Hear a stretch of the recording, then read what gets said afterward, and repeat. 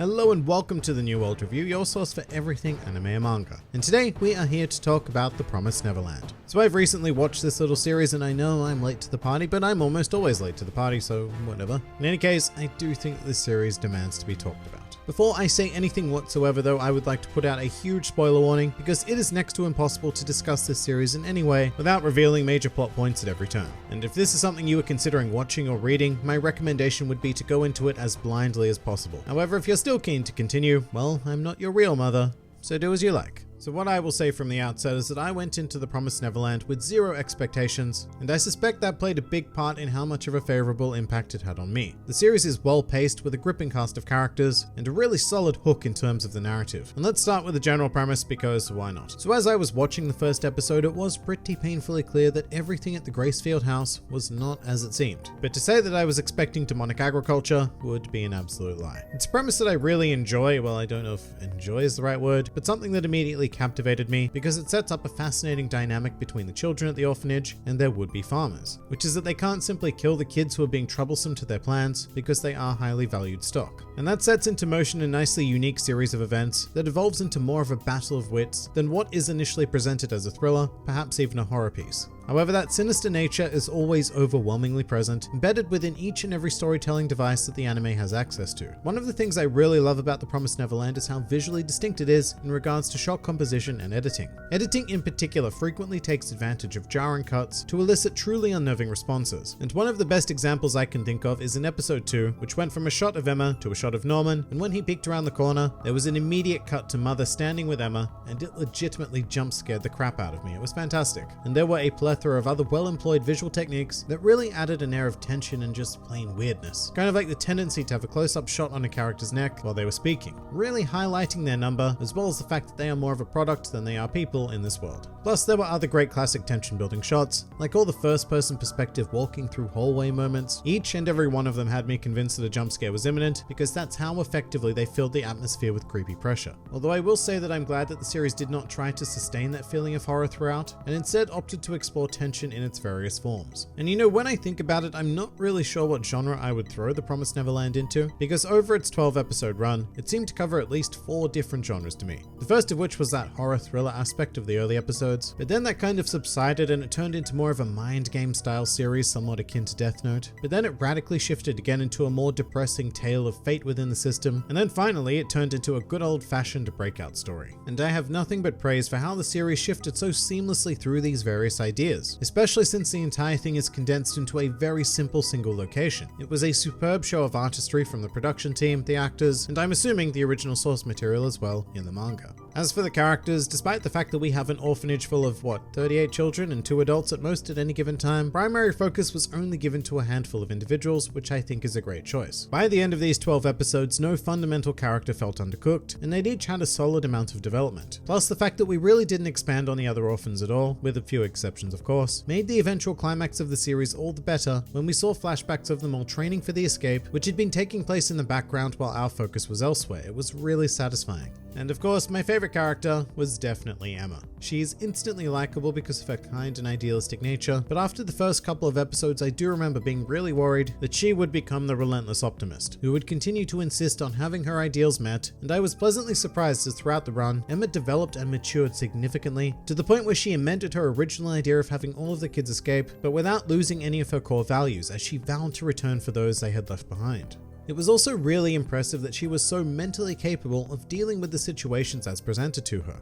I think Emma is one of those characters who at first glance is easy to write off as a bit of an airhead, a lovely person, but not the kind of character who, you know, handles the thinking. And I love just how wrong that thought of mine ended up being, and yes, I know it's established from the very beginning that she's one of the smartest kids in the facility, but that wasn't how she generally presented herself outside of a classroom, which made her moments of exceptional thinking all the more wonderful.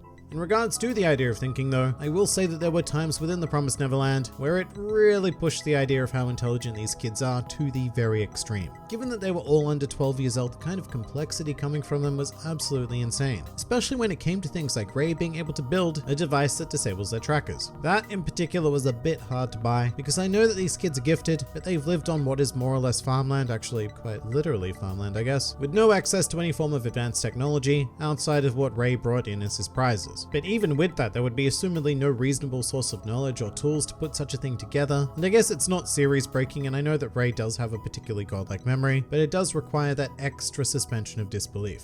And of course there's also Phil, who is a 4-year-old boy and quite possibly the most naturally intelligent character within the entire series. It's completely absurd, but Phil is just so damn adorable that he gets away with it. But all in all, I do have to give more high praise to how well the kids were written as characters. It is such a difficult thing to write kids for a teenage or even worse an adult audience, because generally you have two choices. You can either make them really smart, thus garnering the hatred of adults who see the child as an inconceivable genius type, you know, the Wesley Crusher effect, or you write them as realistic kids, in which case adults take little to no interest in them because they have very little depth. They're always predictable, and they won't generally be capable of contributing anything major to the story due to their age and inexperience. The Promised Neverland has somehow managed to avoid that issue, even though the kids in the show embody both of those theoretical problems, at some points being absurdly smart, and at others being incredibly simple and childlike. Yes, I'm looking at you, Don. However, I don't think either of those crossed into the realm of your typical annoying child characters. They were all very nicely rounded and compelling figures who I really got behind for the duration of the series. There is one thing that did kind of annoy me about the series though, and it's how the character of Norman is eventually dealt with. So here's the deal, right? There is absolutely no way this kid is dead. I 100% refuse to believe that his final moments were being ushered into a brightly lit room and being asked to wait. I would bet large quantities of currency that he is alive and will appear again later down the line. Now this, in and of itself, isn't so much of a problem to me, but rather how it impacted juxtaposed moments. For example, the entire episode leading up until that point was simply heartbreaking, with Norman and the rest of the kids coming to terms with the fact that there was nothing they could do and that he was going to be killed. Watching Norman succumb to terror in the bathroom, but eventually bravely meeting his end for the sake of helping the other kids is such a beautiful and tragic idea. But what it turned into has the potential to undercut that to me. If what I suspect is true, and you know the 99.9% chance of him being alive turns out to be accurate, then I think it takes away from the drama and focus put on his brave decision to sacrifice himself. It's something that I really hate in all forms of media, making the idea of the death of a character into a substantial plot point only to bring them back later, and thus negate all of the drama you took the time to create using their quote-unquote death. It's what really annoys me about Western comics, as well as sequels to movies in general, who boldly kill a character only to bring them back for the sequel somehow because they were popular. And just to examine the flip side for a second, if Norman is actually dead, then this is a pathetic final moment from a storytelling perspective, and it was a huge misstep, which I refuse to believe because up until this point, everything felt so sturdy to me. Also, going further, there were some more beautiful moments during the escape when Norman's presence somewhat appeared, as if it was his final legacy being enacted, and that once again will be undercut if it turns out that he was alive all along. But that is really the only thing that came close to bothering me about The Promised Neverland. Otherwise, it was a ride that I was completely on board with, and I'm very keen to see more in the future. And mate, there is still so much that I haven't even touched on, like the great characters of Mother Isabella and Sister Crone. With Sister Crone in particular, she was an exceptionally creepy presence for the majority of her time in the series. I think her voice actor did a wonderful job of bringing her to life, as did the animators who gave some nice delicate attention to her eccentricities. And I was very pleasantly surprised when I actually came to feel for her as a character right before she was killed. And it's not because of anything she did, she was a generally terrible human being, but it has everything to do with her doll. Because you know, at first it seemed like Sister Crone had that deranged mother fantasy, which to be fair, she kind of did, but it hit me so hard when we were shown that that doll was actually her toy from when she was raised as stock on one of the human farms. That incredibly simple connection activated all of the feels within me, and I was genuinely sad when she met her demise. I can't really say I ended up feeling the same way about Isabella though. As a character, she followed the same sort of trajectory as Sister Crone, starting out as a horrifically creepy presence and coming to be somewhat redeemed and understood by the end, as she was also a victim of the ways of this world. However, she didn't have that moment of sharply connecting to me like Sister Crone, and I still very much dislike Isabella,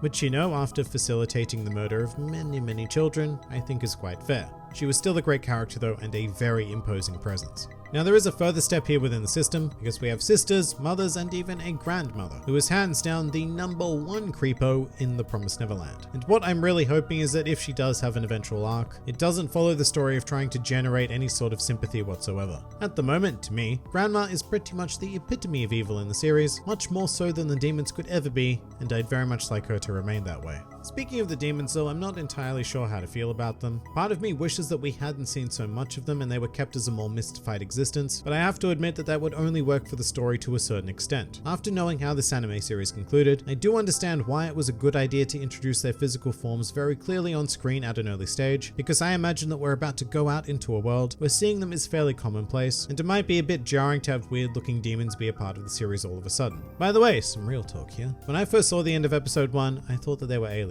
I didn't realize they were demons until one of the characters actually said the word demon, and then I was like, oh yeah, I guess they could also be demons. But in conclusion, The Promised Neverland was a very nice surprise. I'm glad I got to watch it all at once, because I'm honestly not sure that it would have been as good an experience waiting weekly, but highly recommended to all, even those of you who haven't seen it, and are well and truly spoiled if you've made it this far into the video.